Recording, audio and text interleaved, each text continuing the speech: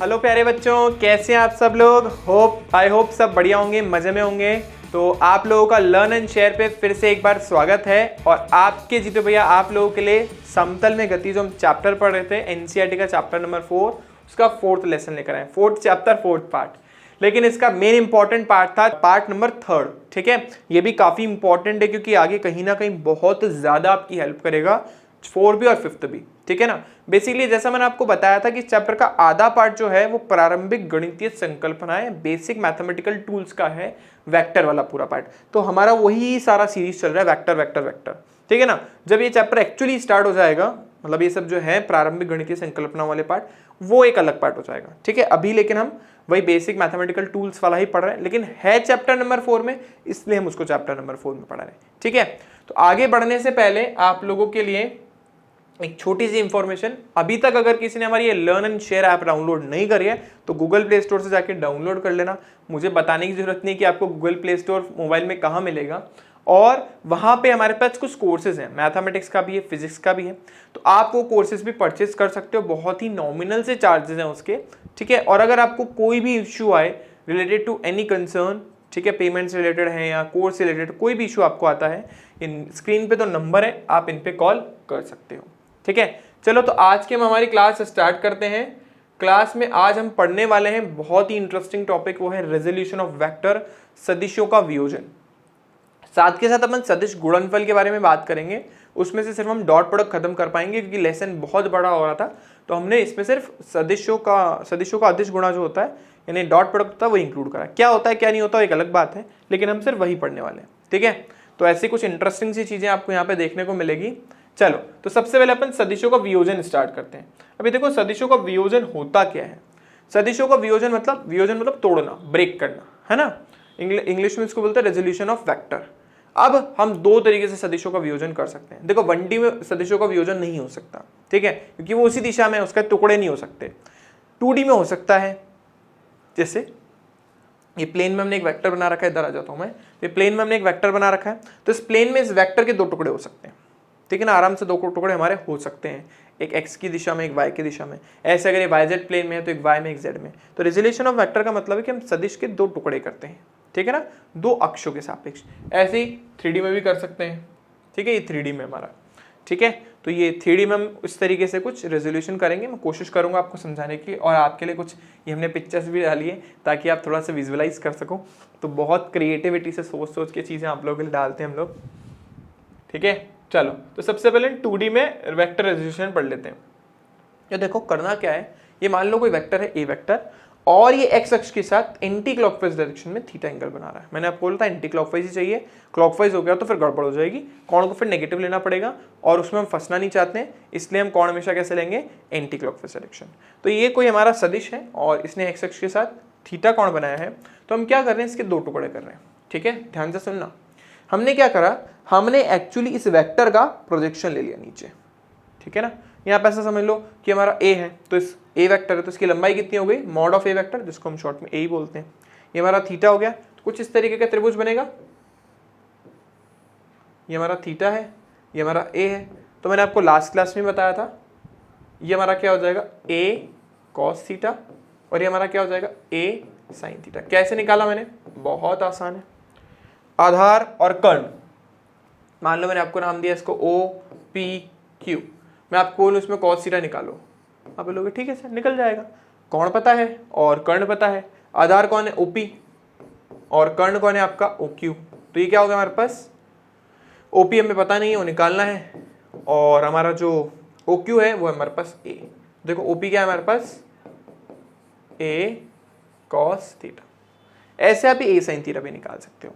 ठीक है, तो देखो हमने क्या किया, हमने इस ए के दो टुकड़े कर दिए। एक्स अक्ष में इसका टुकड़ा हुआ ए कॉस थीटा, और वाई दिशा में इसका टुकड़ा हो गया ए साइन थीटा, है ना। एक्स अक्ष में इसका टुकड़ा हो गया ए कॉस थीटा, और वाई दिशा में इसका टुकड़ा हो गया ए साइन थीटा। तो हमने इस वेक्टर के दो कंपोनेंट कर दिए, इसको दो भागों में तोड़ दिया। एक है हमारा ए कॉस थीटा और एक है हमारा ए साइन थीटा। दैट मीन्स हम इस वेक्टर को, जो कि कुछ इस तरीके से था, ये हमारा ए वेक्टर, इस वेक्टर को हम कुछ इस तरीके से लिख सकते हैं, ये थीटा एंगल इसने बनाया है। तो इसका जो सिमेट्रिक डायग्राम है कुछ इस तरीके का होगा, ये x हो गया, ये y हो गया, ये हो गया हमारे पास ये वाला पार्ट जो है, ये वाली लेंथ, ये हो गया हमारे पास a cos थीटा, और ये वाला जो पार्ट है, ये वाली जो लेंथ है, ये हो गया हमारे पास a sin थीटा। तो देखो इसी वेक्टर को तोड़ के मैंने लिख दिया, यानी हमने इस वेक्टर के दो कंपोनेंट कर दिए x और y दिशा में, ठीक है ना, x और y दिशा में इसके दो कंपोनेंट कर दिए, तो टुकड़े कर दिए। उन्हीं टुकड़ों को अपन क्या बोलते हैं, वेक्टर रेजोल्यूशन इन 2D, यानी सदिशों का द्विविमीय वियोजन, तोड़ना, ठीक है। अब एक चीज आपको ध्यान रखनी है कि जब हम किसी भी वेक्टर के टुकड़े कर देते हैं, मतलब उसको तोड़ देते हैं, ब्रेक कर देते हैं, फिर वह वेक्टर एग्जिस्ट नहीं करता। तोड़ दिया ना आपने वेक्टर को, दो भागों में बांट दिया, तो फिर वेक्टर थोड़ी ना रहेगा। तो हमने क्या बोला, हमने इस वेक्टर को बोला भाई ये इस तरीके से लिखा जा सकता है, लेकिन सर ये तो वेक्टर था और आपने तो सिर्फ मैग्नीट्यूड लिखा है। तो हम क्या करेंगे, हम बोल रहे हैं यार इसको हम ऐसा लिख सकते हैं, ए को x दिशा में क्या है, देखो a cos थीटा परिमाण, और x दिशा में इसलिए आई क्या प्लस a sin थीटा, और ये हो गया हमारे पास j क्या है। तो यानी हमने a को दो टुकड़ों में तोड़ दिया, x की दिशा में जो घटक है वो कौन है, a cos थीटा, सदिश लिखना था आई कैप से गुणा कर दिया। ऐसे y दिशा में उसका जो घटक है वो कौन है, a sin थीटा, और क्योंकि y दिशा में बताने के लिए j कैप लगा दिया, यानी हम हमारे सदिश a वेक्टर को कुछ इस तरीके से लिख सकते हैं। आई होप सबको इतनी बात समझ आ गई होगी। तो सदिशों का वियोजन 2D के अंदर, इसका मतलब है हमने एक वेक्टर के x और y दिशा में उसके घटक तोड़ के लिख दिए। It is not compulsory, it is not mandatory, ये जरूरी नहीं है कि वो सिर्फ XY प्लेन में हो, वो YZ में हो सकता है, वो ZX में हो सकता है, तो जिसमें भी हो रहा है आप उसमें उसके घटक कर दो, कोई मुश्किल काम नहीं है, ठीक है। तो ये हमारा यहाँ तक तो हो गया। अब इसको थोड़ा सा आगे मैं और एक्सप्लेन करता हूँ, ध्यान से सुनिएगा, ठीक है। ये हमारा a था, a वेक्टर, ये वाली जो हमारी लेंथ आई, ये लेंथ, इसको अपन ने बोला a cos थीटा, ठीक है ना। और अगर इस लेंथ का वेक्टर बनाना तो मैं लिखूंगा a cos थीटा i क्या, ऐसे भाई ये वाली लेंथ अपन ने निकाली थी, ये वाला थीटा था, ये अपन ने बोला था a sin थीटा, तो ये भी हो गया same to same a sin theta. तो ये वाली जो लेंथ है, ये वाली, ये हमारे पास हो गई है, और थोड़ा गाढ़ा कर देते हैं, a sin थीटा। और अगर इसको वेक्टर फॉर्म में लिखना है तो j कैप और लगा दो, बन गया a cos theta i cap और a sin theta j cap. तो जब ऐसा हो जाता है तो ये बीच में से वेक्टर हट जाता है, फिर इसका कोई काम नहीं रहता, वेक्टर के टुकड़े कर दिए ना, वेक्टर हट जाएगा। तो हमारे पास जैसे मैं आपको पहले ही बता चुका हूँ, ये कुछ ऐसा हो जाएगा, ठीक है। तो आपने को चेक करना है जो अपन ने लिखा है वो करेक्ट है इनकरेक्ट है, मतलब इसका परिमाण जो है वापस a आ रहा है नहीं आ रहा है।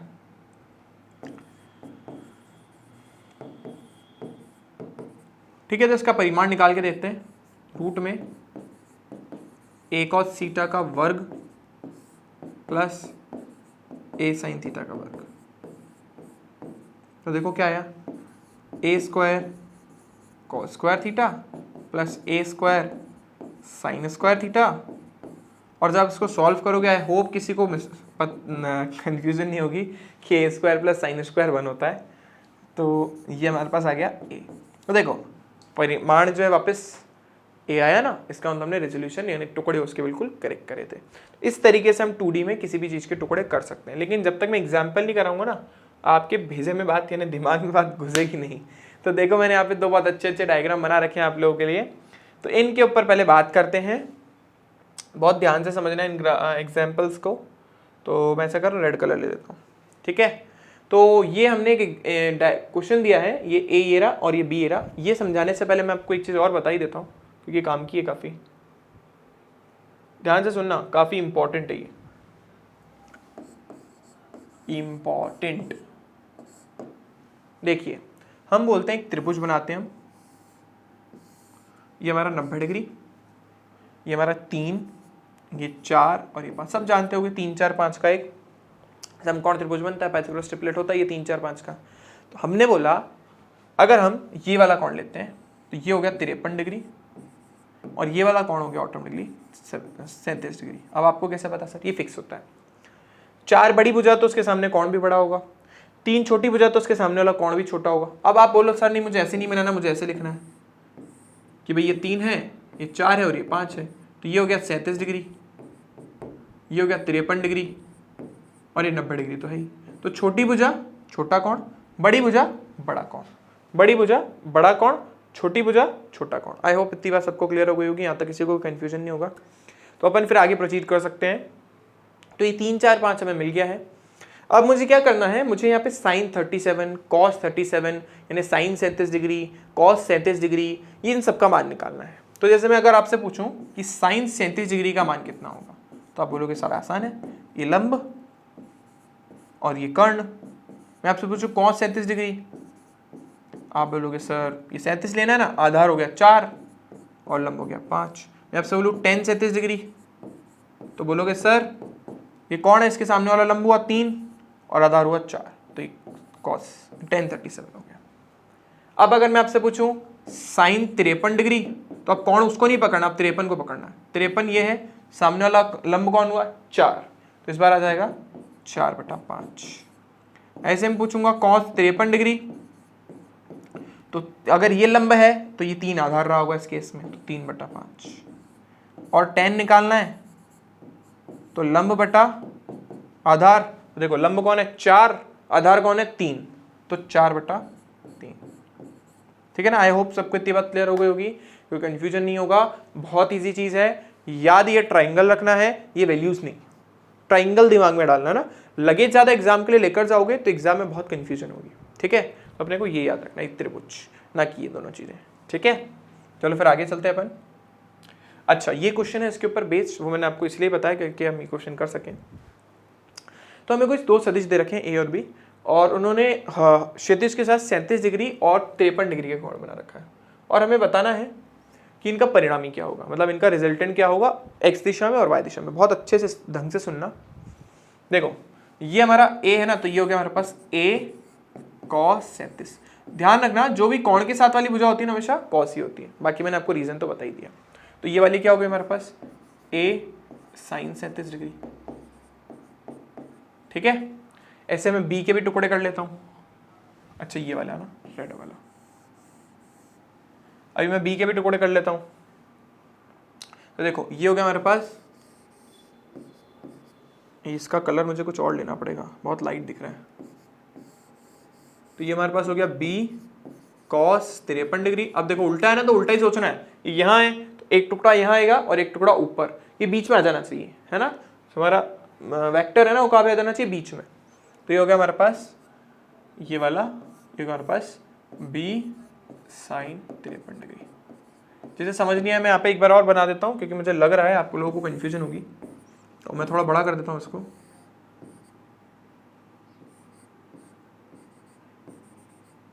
है ना, ऐसा कुछ है, एक ये रहा और एक ये रहा। ये हमारा हो गया ए, ये हो गया बी। मैं सिर्फ परिमाण के बारे में बात कर रहा हूँ, दिशा विषय से मुझे अभी कोई मतलब नहीं है। ये 37 और ये 53। ठीक है, और देखो ये हो गया हमारे पास ए cos 37 डिग्री, और ये हो गया हमारे पास ए साइन 37 डिग्री। ठीक है, फिर इसके बाद देखो ग्रीन ले लेते हैं इस वाले के लिए। देखो ये वाला क्या हुआ, जो कोण के साथ भुजा होती है ना हमेशा cos ही होता है। तो ये हो गया हमारे पास b cos 53 डिग्री, और ये हो गया हमारे पास b साइन 53 डिग्री। ठीक है, तो अगर मैं आपसे पूछता हूँ कि x दिशा में अगर आपसे परिणामी पूछूंगा तो देखो आराम से निकल आएगा, कोई बहुत बड़ी बात नहीं। तो मैं मान लेता हूं अभी के लिए कि a cos 37 बड़ा है। मैं 2 मिनट के लिए मान लिया कि a cos 37 बड़ा है। आप कुछ भी मान सकते हो, आप बोलो नहीं सर मेरे को तो a b sin 53 बड़ा दिख रहा है, ये मान लो, कोई प्रॉब्लम नहीं है। ठीक है, हाँ b मान लेते क्योंकि 10 दे रखा है। तो इसकी जो भी दिशा होगी, मान लो अगर आपने a की दिशा में आया तो आपका नेगेटिव आंसर आएगा, और नेगेटिव आया इसका मतलब आपने रिजल्ट उल्टा माना है।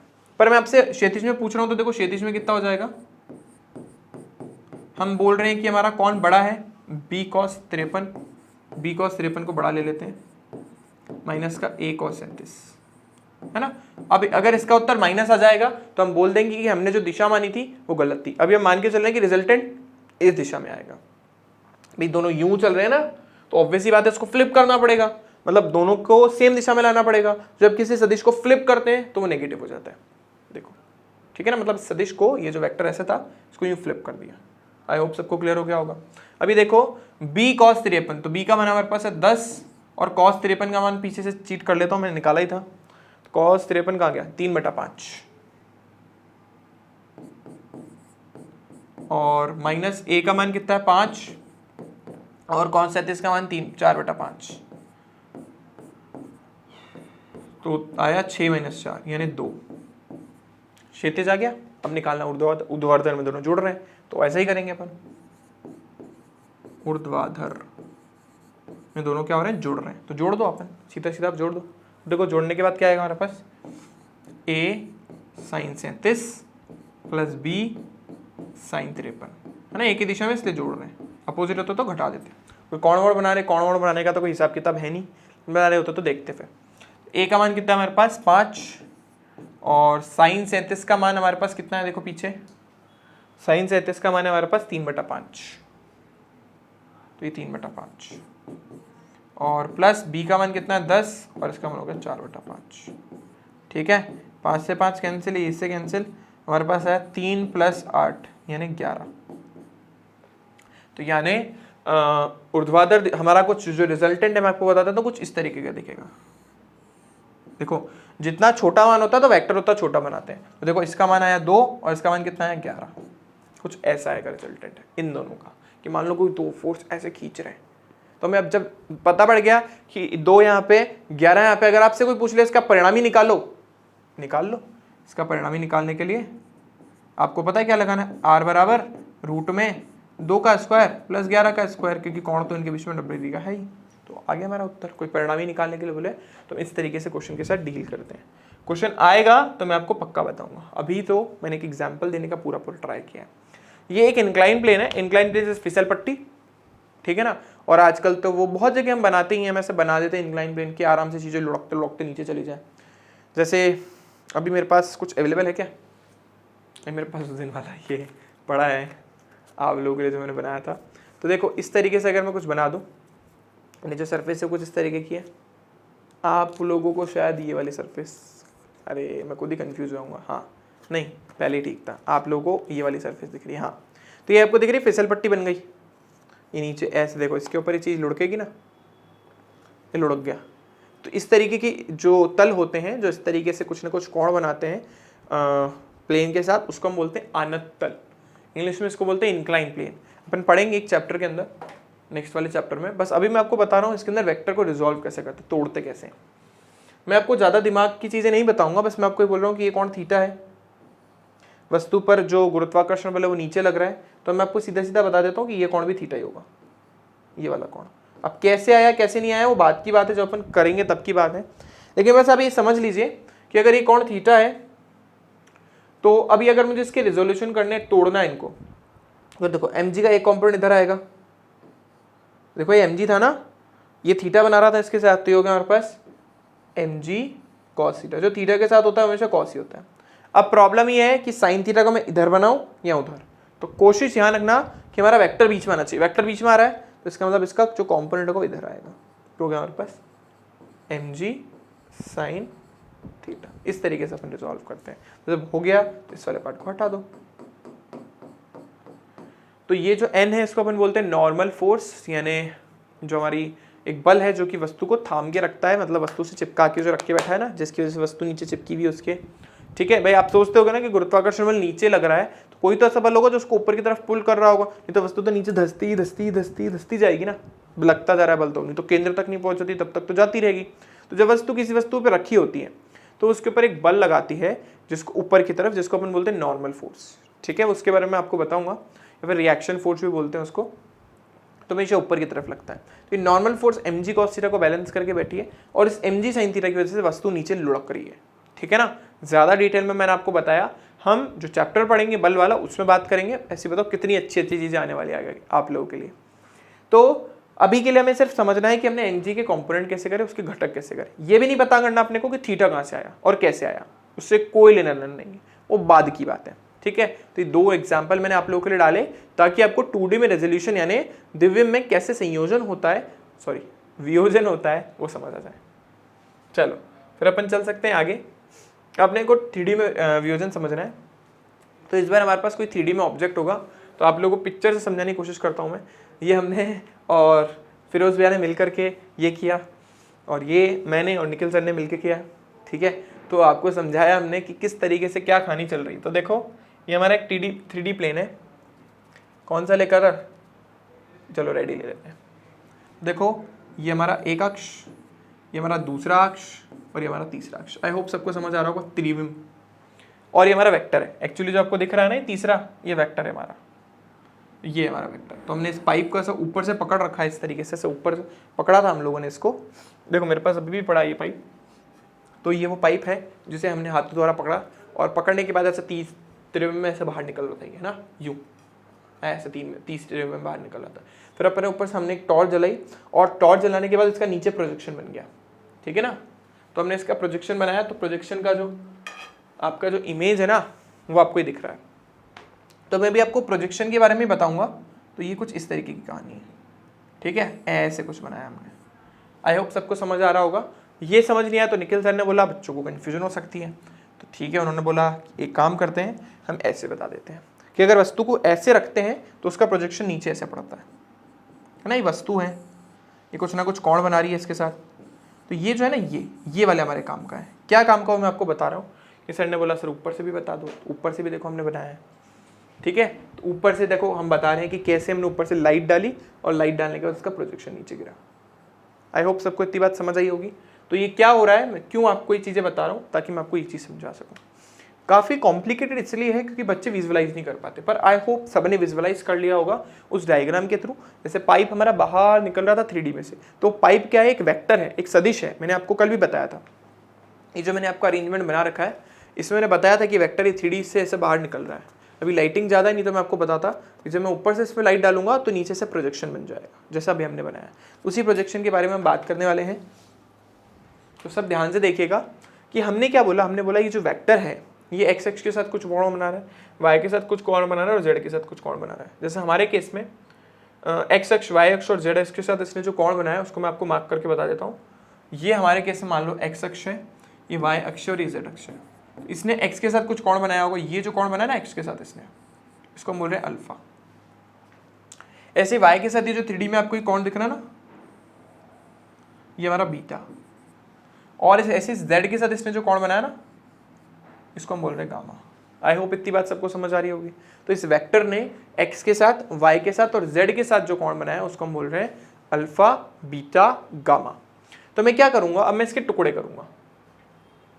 करूंगा। अभी देखो जब मैंने इसका प्रोजेक्शन लिया, अब मान लो ये जो है एक्स वाई प्लेन में ही है वेक्टर, तो जब मैं इसका रेजोल्यूशन करूंगा तो ये वाला जो कंपोनेंट है, ये वाला जिसको हमने ए एक्स नाम दिया क्योंकि एक्स दिशा में, इसका मान हो जाएगा ए कॉस अल्फा।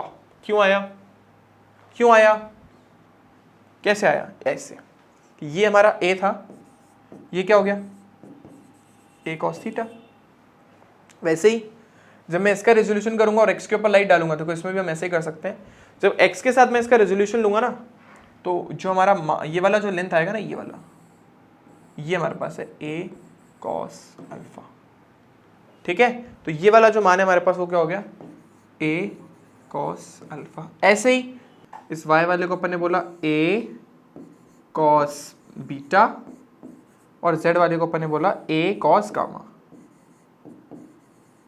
ठीक है। तो तीन चीजें हमारे पास आ गई है। होप सबको इतनी बात क्लियर हो गई होगी। इसमें से सकते हो, इससे भी समझ आ जाएगा। दिख रहा होगा आपको एक बहुत बड़ा सारा क्या बोलते हैं, घनाभ है ये, ठीक है। जैसे कि ये मैंने आपको बताया ना, ये कुछ इस तरीके से है, हमारा ये वेक्टर है, ठीक है ना। आई होप सबको दिख रहा होगा ये 3D के अंदर। तो अपन ने क्या करा, एक सीधा ये एक्स अक्ष के साथ, वाई अक्ष के साथ और जेड अक्ष के साथ जो कोण बना रहा है वो क्या, अल्फा, बीटा, गामा। तो आप ये वो देख लो भाई, ये वाला एक्स अक्ष है तो इसके साथ इसने अल्फा कोण बनाया, ऐसे वाई अक्ष के साथ ऊपर वाला जो उसके साथ बीटा बनाया, और सामने वाले के साथ गामा बनाया, ठीक है।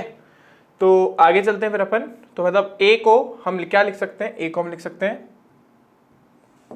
ए vector is equals to A cos alpha, इसका एक्स का कंपोनेंट, फिर आई कैप जो इसकी दिशा बताएगा, प्लस ए कॉस बीटा, इसका वाई का कंपोनेंट, उसके साथ इसकी दिशा के लिए जे कैप, और ए कॉस गामा, और ये बताएगा के कैप।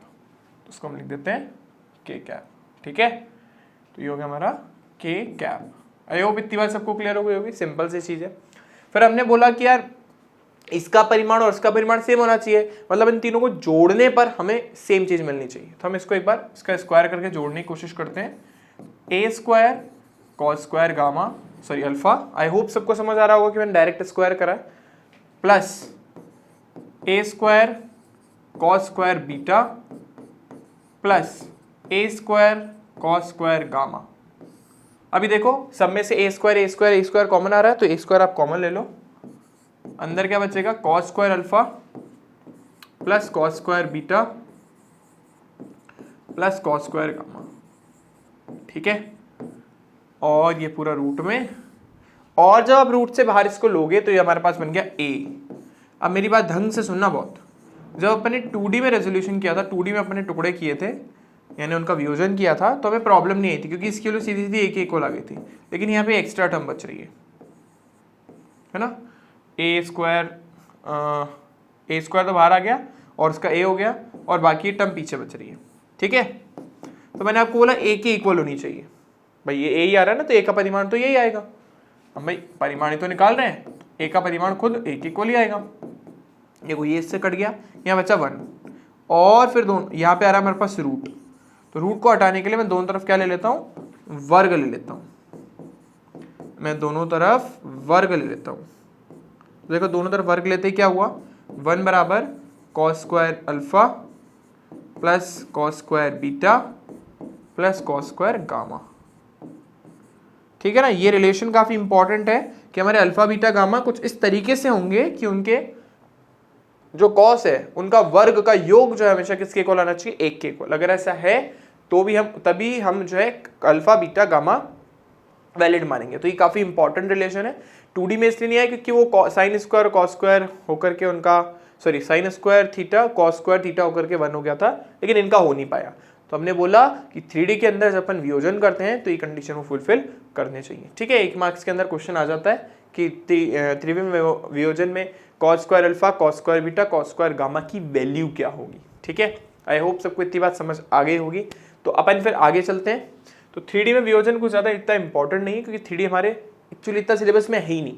एक चैप्टर में मैंने आपको बताया था, जो आपका सब सेकेंड लास्ट जो चैप्टर है हमारा, उसके अंदर अपन पढ़ेंगे जब हमारा एक छोटा सा अणु ना ऐसे रूम के अंदर गति करेगा 3D में, तब अपना रहा है। बाकी तो हमारा केमिस्ट्री वाला पार्ट है, ठीक है। केमिस्ट्री में मतलब तो ज़्यादा हमारे काम नहीं आता। तो हम चलते हैं फिर आगे, और उससे पहले भी मैं आपको सोच रहा हूँ कि कुछ बता दूँ। चलो मैं बता देता हूँ। जब हम ऐसा करते हैं तो मैं आपको ये चीज़ तो बता ही चुका हूँ कि ये जो वेक्टर है हमारा, ठीक है, जिसको अपन ए वेक्टर बोल रहे हैं, अगर मैं इसकी नीचे की तरफ छाया बनाऊंगा, तो मैंने आपको छाया बताई थी पिक्चर में, ये छाया बन रही थी ना हमारी, देखो ये देखो, हाँ अरे कहाँ गया, अच्छा, तो जो छाया मैंने आपको पिक्चर में बताई थी वो छाया यहाँ पे बनेगी।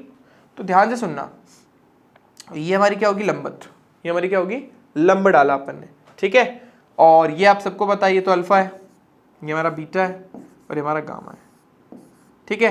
तो इसका जो हमारा मान है, मान लो ये हमारे पास इतना जो मान है हमारा, ऐसे ही इसका यहाँ पे प्रोजेक्शन आप लोगे, इसका यहाँ प्रोजेक्शन लोगे, तो ये सब सॉल्व करने के बाद आपको एक अच्छा सा रिलेशन मिल जाएगा। और वो सब मैं आपको रिलेशन पहले ही डायरेक्ट ही बता देता हूँ क्योंकि हमने पहले ही कर लिया था। इसकी अगर हमें लेंथ निकालनी हो, इसका मान अगर हमें निकालना हो, तो इसका मान सीधा सीधा कितना आ जाता है, रूट में x2 माइनस x1 का square plus y2 minus y1 का square plus z2 minus z1 का स्क्वायर। ये एक्चुअली एक मैथमेटिक्स का पार्ट है जो आपको मैथ वाले सर यानी निखिल सर ही पढ़ाएंगे। बस मैं आपको बता देता हूँ, कुछ इस तरीके से निकलता है। ये उसमें x होता है तो उस केस में ये भी x हो जाता है, ये y है तो उस केस में ये भी y हो जाता है। फिर अपन ये समकोण त्रिभुज लेते हैं और इसका मान रूट में x square plus y square आता है, ठीक है। फिर ये वापस बड़ा वाला समकोण त्रिभुज लिया जाता है, सॉरी z है ना, ये सॉरी गड़बड़ हो गई, ये z है हमारा, है ना, तो यहाँ पे z आएगा, तो ये z है तो ये भी हमारा z हो जाएगा। फिर ये हमारा y हो जाएगा। तो जब त्रिभुज लोगे आप बड़ा वाला समकोण, तो आपके पास रूट में x square plus y square plus z square हो जाएगा, क्योंकि जो मूल बिंदु के निर्देशांक है वो क्या है, 0 0 0। ये मैंने आपको लास्ट क्लास में जो फॉर्मूला बताया था वो, a का अगर मैं परिमाण निकालना हो तो, ठीक है। इसका ऐसे फॉर्मूला निकलता है, ज़्यादा काम का नहीं है, इंपॉर्टेंट नहीं है, इसलिए मैंने आपको थोड़ा सा ऐसे बता दिया, ठीक है। बाकी आपको सिर्फ एक रिलेशन याद रखना है, और रिलेशन का है हमारा ये, बहुत इंपॉर्टेंट है, इस चीज़ का ध्यान रखना। चलो फिर अपन आगे चलते हैं मेन चीज़ पे। मेन मुद्दा हमारा ये है, आज का जो मेरा मेन टॉपिक है इस लेसन का वो है ये समझाना, अदिश या बिंदु गुणनफल क्या होता है, यानी जिसको हम बोलते हैं डॉट प्रोडक्ट बोलते हैं इसको हिंदी में, सॉरी इंग्लिश में डॉट प्रोडक्ट बोलते हैं, हिंदी में इसको अदिश गुणनफल बोलते हैं। ये सदिशों का अपन गुणनफल कर रहे हैं। देखो हमने सदिशों का योग करा, सदिशों का हमने सब्ट्रैक्शन करा, मतलब उनको घटाया भी, मैंने आपको बताया सदिश को कैसे जोड़ते हैं, सदिश को कैसे घटाते हैं। अब हम सदिश का गुणा पढ़ने वाले हैं। सदिशों का भाग संभव नहीं है, गुणा ही होता, भाग नहीं होता, ठीक है। तो गुणा, सदिशों का गुणा दो तरीके से हो सकता है। पहला जो हमारा वो होता है अदिश गुणा या बिंदु गुणनफल, और नेक्स्ट होता है हमारे पास सदिश गुणा या फिर क्रॉस प्रोडक्ट, इसको शॉर्ट में बोलते हैं डॉट प्रोडक्ट और क्रॉस प्रोडक्ट। डॉट प्रोडक्ट जब दो सदिश राशियों के बीच में डॉट लगाया जाए, और अदिश क्रॉस प्रोडक्ट में जब दो सदिश राशियों के बीच में एक क्रॉस का साइन बनाया जाए। कर हम सदिशों का ही गुणा रहे हैं, इसमें भी कर रहे हैं, इसमें भी कर रहे हैं। कैसे होता है, क्या होता है, वो अपनी समझने की बात है। आई होप इतनी बात सबको यहाँ तक समझ आ गई होगी। चलो आज अपने को ये कवर करना है, क्योंकि लेसन बहुत लंबा हो जाता, इसलिए मैंने क्या करा, मैंने ये वाला पार्ट ही करा रहा हूँ, ये वाला पार्ट हम नेक्स्ट क्लास में करेंगे, क्योंकि मुझे इसके फिर क्वेश्चंस भी कराने पड़ेंगे, तो काफी टाइम कंज्यूमिंग पार्ट है, ठीक है। चलो तो अपन आगे चलते हैं। सबसे पहले आप समझो कि अदिश गुणनफल क्या होता है। तो देखो यहाँ पे लिखा है, मैं आपको समझा देता हूँ इस डायग्राम से। ये ए वेक्टर है, ये ए वेक्टर हुआ, ये बी वेक्टर हुआ, और दोनों के बीच में कौन कितना बन रहा है, दिख रहा होगा आप सबको, थीटा। तो मैंने क्या लिया, बी का प्रोजेक्शन लिया। ये पे मैंने आपको प्रोजेक्शन लेना बता दिया कैसे लेते हैं। तो ये आपको समकोण त्रिभुज बनता हुआ दिख रहा होगा। तो ये जो लेंथ हमें मिली यहाँ से यहाँ तक, ये क्या होती है बेटा, बी कॉस थीटा। इस बी कॉस थीटा को जब ए के यानी इसके परिमाण से गुणा करते हो, किससे, हम क्या कर रहे हैं, हमने बी का प्रोजेक्शन लिया ए पे, तो ये जो हमें लेंथ मिली यहाँ से यहाँ तक की, थोड़ा सा मैं आपको बता देता हूँ। ये लेंथ जो हमें मिली यहाँ से यहाँ तक, वो क्या है हमारे पास, बी कॉस थीटा, और ये जो पूरा का पूरा वेक्टर है, सदिश है, उसकी जो लंबाई है उसका परिमाण है हमारे पास ए, क्योंकि मैंने आपको बोला था ना परिमाण से मतलब है। तो ये ए जो इसका परिमाण था और ये जो बी है, इन दोनों के गुणनफल को अपन बोलते हैं अदिश गुणा। यानी हम कुछ ऐसा लिखेंगे, ए बी कॉस थीटा, ठीक है। तो ए वेक्टर डॉट बी वेक्टर को हम ऐसा लिख सकते हैं। A vector dot B vector का मतलब हुआ, या तो हम बी का ए के ऊपर प्रोजेक्शन लेंगे, या उल्टा भी कर सकते थे। अगर मैं ऐसा बोलता ना कि मान लो यार है ना, ए यहाँ पर है, बी यहाँ पर है, और मैं मान लो इसका प्रोजेक्शन लेता, उसको थोड़ा सा छोटा कर देते हैं तो प्रोजेक्शन समझ नहीं आएगा आपको, ठीक है। तो मान लो ये है हमारे पास ए और ये बी है। आप जब इसका इस पे प्रोजेक्शन लेते तो ऐसा कुछ प्रोजेक्शन आता। इस केस में देखो ये वाली जो लंबाई है वो क्या हो जाती है हमारे पास, ए कॉस थीटा, क्योंकि ये थीटा ही है, और ये हमारा बी, तो हमें क्या मिलता, ए कॉस थीटा इंटू बी, यानी घूम फिर के आंसर आ जाता ए बी कॉस थीटा। तो जब हम एक का दूसरे पर प्रोजेक्शन लेते हैं, मतलब एक वेक्टर का एक सदिश का दूसरे सदिश पर हम प्रोजेक्शन लेते हैं, प्रोजेक्शन लाइट डाली तो नीचे उसकी शेडो बनी, एक छाया बनी, उसको प्रोजेक्शन बोलते हैं। प्रोजेक्शन जब अपन ने लिया तो वो जो हमें मिला उसका उस सदिश से जब अपन गुणा करेंगे तो जो हमें मिलेगा उसको हम बोलते हैं डॉट प्रोडक्ट, यानी उसको हम बोलते हैं अदिश गुणा। इसका नाम अदिश गुणा क्यों पड़ा मैं आपको बताता हूँ। जब दो सदिशों को गुणा करने पर एक अदिश राशि प्राप्त हो तो वो गुणा और कोई नहीं होता, वो गुणा होता है अदिश गुणा, ठीक है। इसका नाम क्यों पड़ा अदिश, क्योंकि दो सदिश राशियों को गुणा करने पर एक अदिश राशि प्राप्त होती है। आई होप सबको समझ आया होगा, इसलिए इसका नाम अदिश गुणा पड़ा। और डॉट प्रोडक्ट क्यों पड़ा, क्योंकि हम बीच में डॉट लगाते हैं, लिखते गया इसको ए बी कॉस थीटा। तो दो सदिशों को गुणा करने का एक तरीका है, ठीक है, जब हम एक का प्रोजेक्शन दूसरे पे लेते हैं। आई होप इतनी बात सबको मस्त समझ आ गई होगी। तो ए वेक्टर डॉट बी वेक्टर किसके बराबर हो गया, ए बी कॉस थीटा, है ना। या तो बी का ए पे प्रोजेक्शन लेना है या तो ए का बी पे। आई होप इतना समझ आ गया होगा सबको। तो देखो यहाँ पे रामायण में वही लिखा है जो मैंने बता दिया आपको, बस आप लोग बोलते हो सर डेफिनेशन लिखवा दिया करो, तो वही लिखा है हमने। तो देखो क्या लिखा है परिभाषा में, दो सदिशों का अदिश गुणनफल या डॉट प्रोडक्ट उन सदिशों के परिमाण, देखो परिमाण ही लिखा अपन ने, ए और बी परिमाण ही है, परिमाणों तथा उनके बीच के कोण की कोज्जा, कोज्जा का मतलब होता है कॉस, प्योर हिंदी है तो कॉस, उसके बीच का जो कोण बना है उसकी कोज्जा यानी कॉस थीटा के गुणनफल के बराबर होता है। तो ए वेक्टर डॉट बी वेक्टर और कुछ नहीं, क्या होगा, ए बी कॉस थीटा। यहाँ पे ए और बी उनके परिमाण है, किसके, वेक्टर्स के, और थीटा उनके बीच का कोण है, सिंपल जैसे हमने यहाँ पे बोला, ठीक है। आई होप सबको इतनी बात क्लियर हो गई होगी। तो ये यहाँ पे लिखा है, अतः यदि दो सदिश ए वेक्टर तथा बी वेक्टर के बीच में थीटा कोण हो तब उनका अदिश गुणनफल ए वेक्टर डॉट बी वेक्टर द्वारा लिखा जाएगा और इसे निम्न परिभाषा द्वारा निरूपित किया जाएगा। तो ये फालतू की बात हमने जो बोली वही लिखी हुई है। चलो अपन आगे चलते हैं। अब इससे रिलेटेड कुछ इंपॉर्टेंट प्रॉपर्टीज हैं इसके गुणधर्म है, वो आपको समझना है। कंटेंट एक तरफ लिखा है ताकि मैं एक तरफ खड़ा हूं तो आपका कंटेंट जो है वो छुपे ना, तो आप स्क्रीनशॉट भी ले सकते हो आराम से। तो देखो पहला है यह हमेशा अदिश होता है। जैसा मैंने आपको बताया कि दो सदिशों का गुणा करने डॉट प्रोडक्ट करने पर हमेशा एक अदिश राशि प्राप्त होती है, तो ये हमेशा अदिश राशि देगा। यदि सदिशों के बीच में कोण 90 से छोटा है तो उस केस में जो अदिश गुणनफल हमें प्राप्त होगा वो धनात्मक होगा। मैं आपको थोड़ा सा कॉन्सेप्ट बता देता हूँ। मैथमेटिक्स का वैसे 4 क्वाड्रेंट होते हैं, ऐसा 0, 90, एंटी क्लॉकवाइज में मैंने आपको बता ही रखा, चलते हैं। फिर 90 और जोड़ दो 180, फिर 90 और जोड़ दो 270, और फिर 90 और जोड़ दो 360। ये कहानी चलती है 0, 90, 180, 270 और 360, ऐसे चल रहा है चक्र। ठीक है, समझने वाली बात यह है कि फर्स्ट वाले क्वाड्रेंट में सभी पॉजिटिव होते हैं, ऑल। सेकंड वाले क्वाड्रेंट में साइन और उसका जो भाई होता है यानी कॉसेक, ये दोनों पॉजिटिव होते हैं, बाकी सब नेगेटिव होते हैं। तो ऑब्वियसली कॉस भी नेगेटिव रहा होगा। तो अगर दो सदिशों के बीच में कोण जो है वो 90 से छोटा है, मतलब फर्स्ट क्वाड्रेंट में आ रहा है, पहले के अंदर क्वाड्रेंट के अंदर, तो उस केस में cos A B cos theta का मान कैसा होगा? पॉजिटिव, क्योंकि cos थीटा पॉजिटिव है। भाई ए और बी को तो आप छोड़ दो, वो तो परिमाण है, वो तो कभी नेगेटिव हो ही नहीं सकते। हाँ, ये चीज ध्यान रखना, परिमाण कभी भी नेगेटिव नहीं होता। अगर कहीं लिखा है -5 न्यूटन का बल, तो आपको परिमाण में क्या लेना है? सिर्फ 5, माइनस माइनस नहीं लेना, क्योंकि माइनस उसकी दिशा बता रहा है। तो परिमाण तो कभी नेगेटिव नहीं होगा। कौन बचा? cos theta. तो अगर cos थीटा का मान 90 से छोटा है तो cos थीटा का मान पॉजिटिव होगा। अब सीधा सीधा समझो, थीटा का मान अगर 90 से छोटा है तो cos थीटा पॉजिटिव होगा। अगर cos थीटा आपका पॉजिटिव है तो a vector dot b vector भी कैसा होगा? पॉजिटिव। ठीक है, और अगर थीटा का मान 90 से ज्यादा है तो उसमें cos थीटा का मान कैसा होगा? नेगेटिव, और उस केस में a vector dot b vector कैसा होगा? नेगेटिव। ठीक है ना, ये यहाँ पे कहानी लिखी हुई है कि अगर 90 से छोटा हो तो अदिश गुणनफल धनात्मक, और अधिक कोण हो 90 से बड़ा हो लेकिन 180 से छोटा हो, इस केस में वो कैसा होगा? ऋणात्मक। ठीक है, पहला इंपॉर्टेंट पॉइंट, ये क्रम विनिमय के नियम की पालना करता है। देखो मैंने थोड़ी देर पहले बताया था ये चीज मैंने, यहाँ पे हमने a का बीच पे प्रोजेक्शन लिया तो हमें मिला a cos theta into b, और यहाँ पे मैंने b का a पे प्रोजेक्शन लिया तो हमें मिला b cos theta into a। अब दोनों का मतलब सेम ही है ना। यहाँ पे एक्चुअली हमने क्या लिखा है? a का b पे प्रोजेक्शन लिया है ना, इसका मतलब वो a vector dot b vector. यहाँ का b का भी a पे प्रोजेक्शन लिया है ना, तो इसका मतलब वो b vector dot a vector. लेकिन दोनों का देखो मान सेम ही है।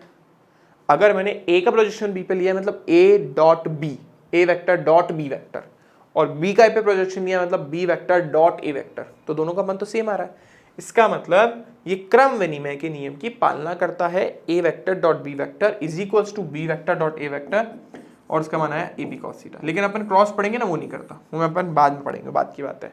ये वितरण नियम की भी पालना करता है। वितरण नियम वैसे तो कभी काम आता नहीं है, हाँ एक जगह आएगा, एक जगह फिजिक्स में आएगा, तो वहां पे ये काम करेगा।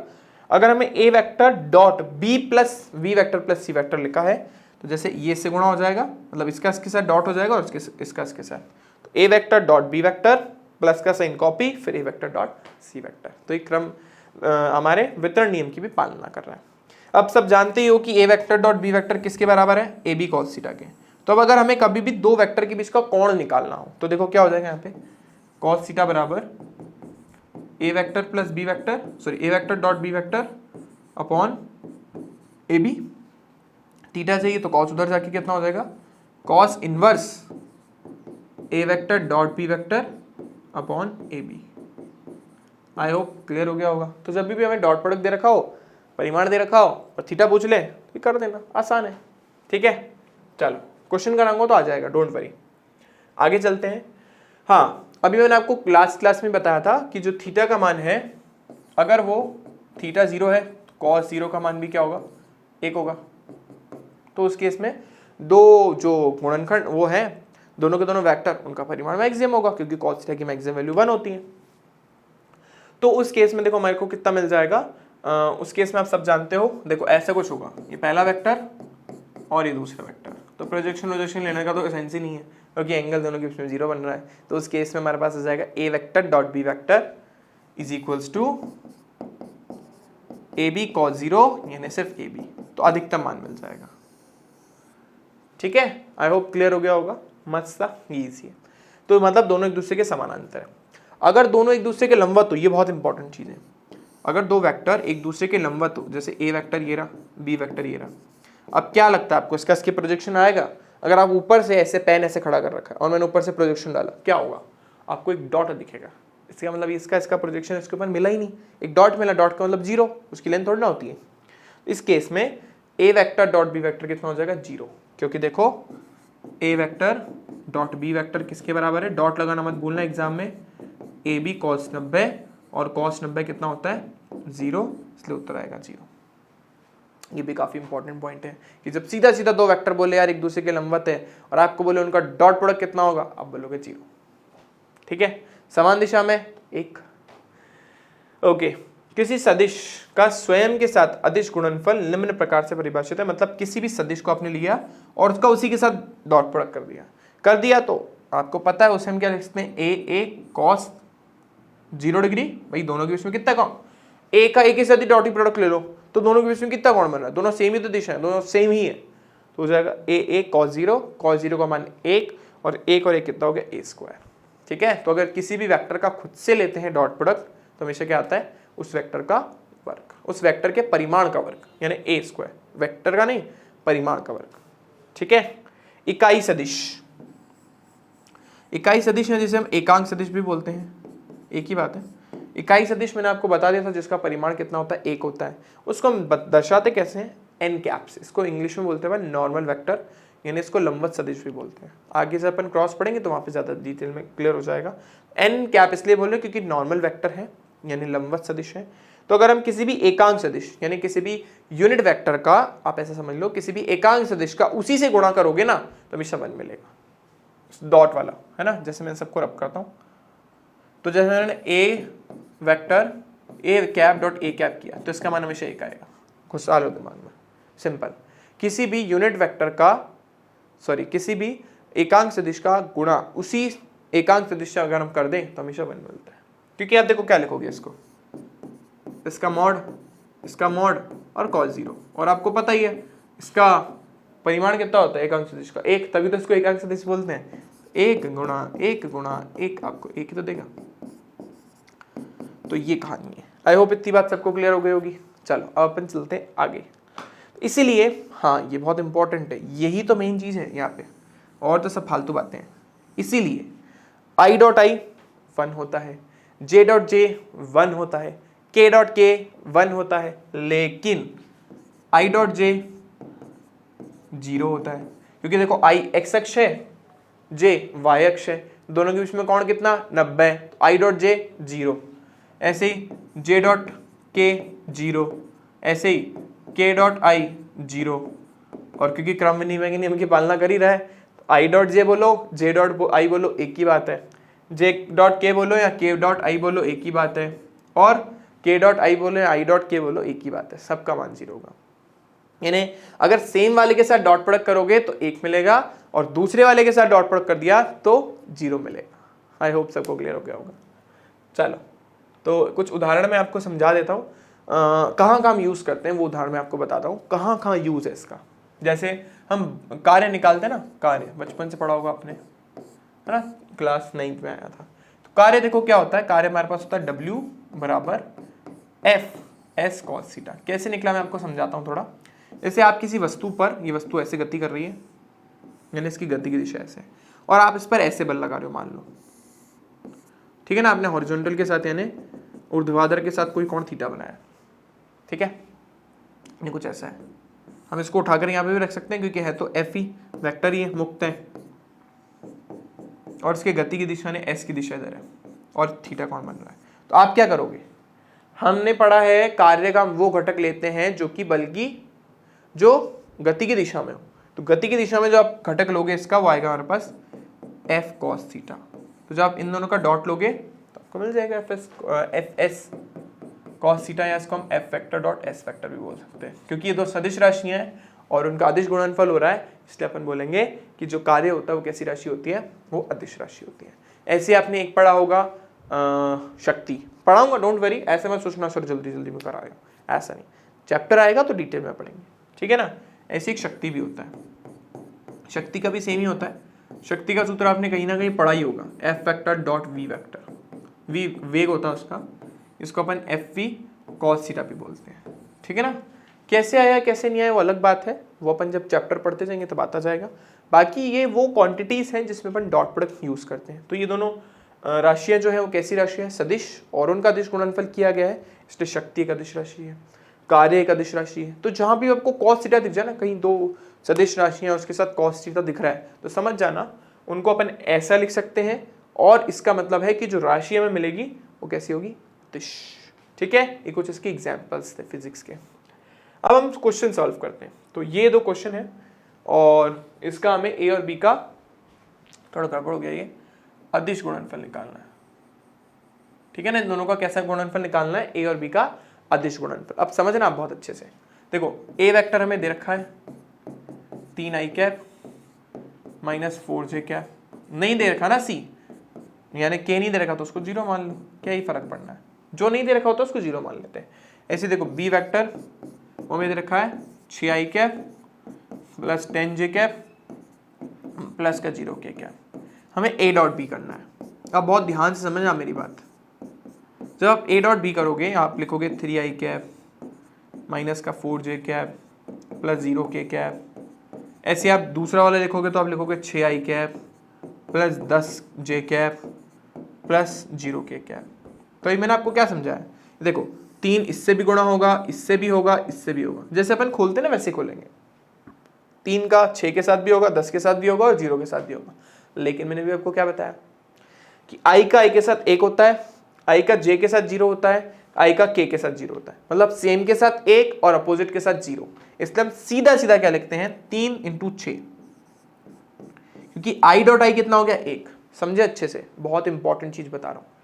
3i कैप को 6i कैप से करा प्लस 10j कैप से करा प्लस 0k कैप से करा, पर समस्या ये है कि i का i के साथ तो 1 होता है, लेकिन i का j के साथ और i का k के साथ 0 होता है। देखो ये रहा, किसी दूसरे के साथ करोगे तो 0 और खुद के साथ करोगे तो 1 आएगा। इसलिए जब अपन डॉट प्रोडक्ट करते हैं ना, अदिश गुणा करते हैं, तो हम सिर्फ i का i के साथ करते हैं, j का j के साथ करते हैं, k का k के साथ करते हैं, दैट्स इट, बाकी कोई मतलब नहीं हमें। देखो 3 गुणा हो गया 6 प्लस माइनस 4 गुणा हो गया 10 और लास्ट में 0 गुणा हो गया 0। देखो कितना है हमारे पास, 6 × 18 माइनस का 40 और प्लस का 0। सॉल्व करोगे तो कितना आएगा हमारे पास, माइनस का 22। और नहीं पता ना हमें कौन सी राशि, तो मात्रक लगा दो। फिर बोल रहा हूं i कैप का 3i कैप का तीनों से हुआ था, ऐसे ही -4 का भी तीनों से हुआ था और 0 का भी तीनों से हुआ था। लेकिन प्रॉब्लम क्या आई कि भाई i का i के साथ तो 1 आ रहा है, लेकिन j और k के साथ 0 हो गया, इसलिए हम उसको लिखते नहीं है। ऐसे j का i के साथ करा 0, j का j के साथ करा 1, j का k के साथ करा 0, ऐसे k का i के साथ करा 0, k का j के साथ करा 0, k का k के साथ करा 1। इसलिए हम जब भी डॉट प्रोडक्ट करते हैं i का i के साथ, j का j के साथ, k का k के साथ, खत्म, कोई मतलब ही नहीं बाकी। क्यों? क्योंकि 0 0 0 आएगा, लिखने का क्या सेंस, ठीक है। आई होप क्लियर हो गया होगा। एक और नेक्स्ट क्वेश्चन अपन कर लेते हैं। तो हमारे पास ए वेक्टर हमें दे रखा है माइनस का i कैप और क्या है हमारे पास प्लस का 2j और प्लस का 4k, और बी वेक्टर हमें दे रखा है 3 - 4 2, 3 - 4 और 2। हमें क्या करना है, हमें करना है ए वेक्टर और डॉट बी वेक्टर, ठीक है।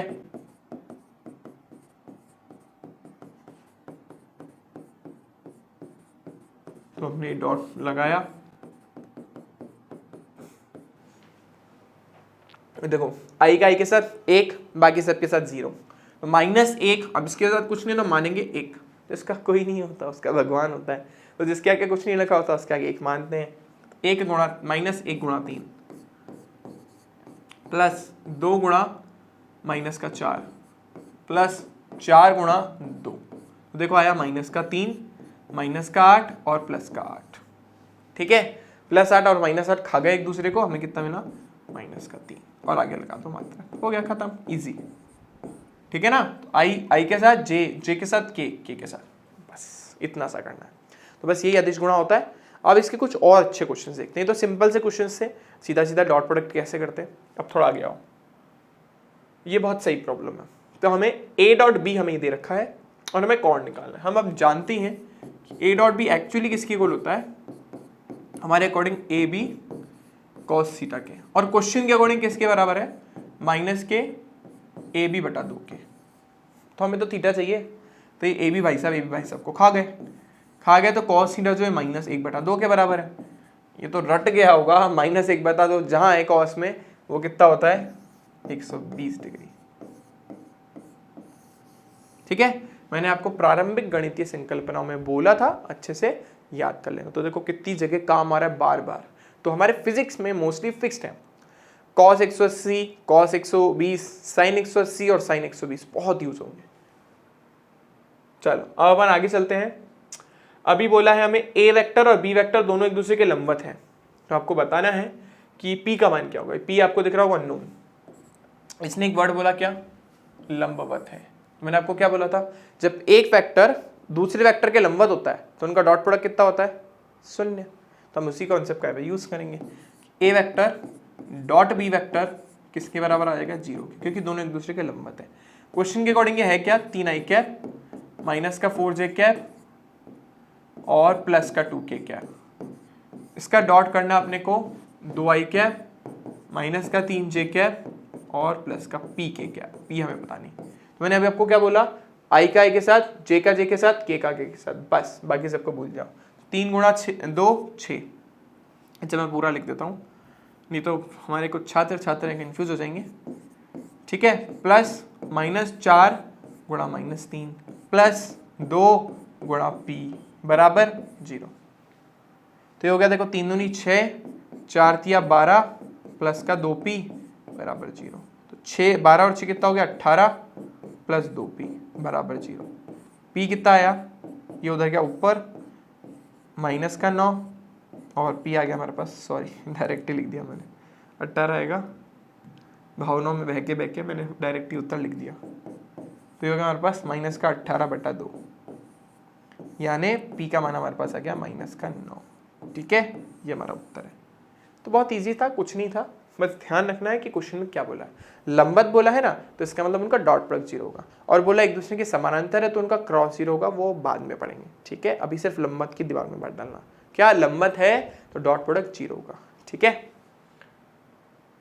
ओके, ये लास्ट क्वेश्चन है। हाँ, मैंने तीनों करा दी, आपको नॉर्मल क्वेश्चन भी करा दिया, आपको ये भी बता दिया कि कोई अननोन आ जाए एक दूसरे के लंबवत हो तो कैसे करेंगे, और एक ही कोण का क्वेश्चन है, इस बार हमें कोण पूछ लिया कि a और b के बीच में कोण कितना होगा, निकाल के बता दो तुम्हें। तो हमने बोला यार, हमने पढ़ा क्या है, a vector dot b vector बराबर ए बी कॉस थीटा। तो ऐसे कॉस थीटा कितना आता है, a vector dot b vector बटा ए बी क्या इनके परिमाण। तो पहले मैं a डॉट बी निकाल देता हूँ, फिर इनके परिमाण निकाल दूंगा। देखो ए बी कितना है हमारे पास, 3i कैप और अच्छा 3i कैप, ये बस इतना ही है। ओके, इसका डॉट करना है 3i कैप। अच्छा मैं पूरा लिख देता हूँ क्योंकि हमें पता नहीं है ना, बाकी बार कोई हमें नहीं पता होता ना तो हम पहले लिख देते हैं 0j cap plus 0k cap, ताकि कंफ्यूजन क्रिएट नहीं हो। डॉट 3i कैप और माइनस का 4j कैप और प्लस का 0k कैप। ठीक है, भाई इतनी बात क्लियर हो गई होगी।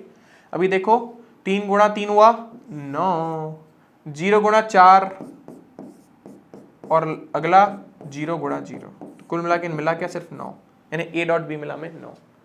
अब मैं a का मान निकाल देता हूँ, a मतलब डिटरमिनेंट ऑफ a, यानी उसका परिमाण। परिमाण देखो कैसे निकलेगा, सिर्फ a की भाई है इसका, तो 3 का वर्ग कर दो, यानी वापस 3 आ गया। b का परिमाण नीचे चाहिए ना, इसलिए निकाल दें। b का परिमाण देखो 3 का वर्ग प्लस माइनस 4 का वर्ग और प्लस 0 का वर्ग।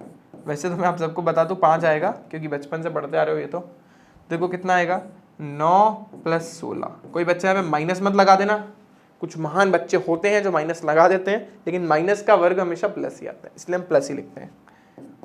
ठीक है, तो 25 का हो जाएगा 5। आई होप इतनी बात क्लियर हो गई होगी।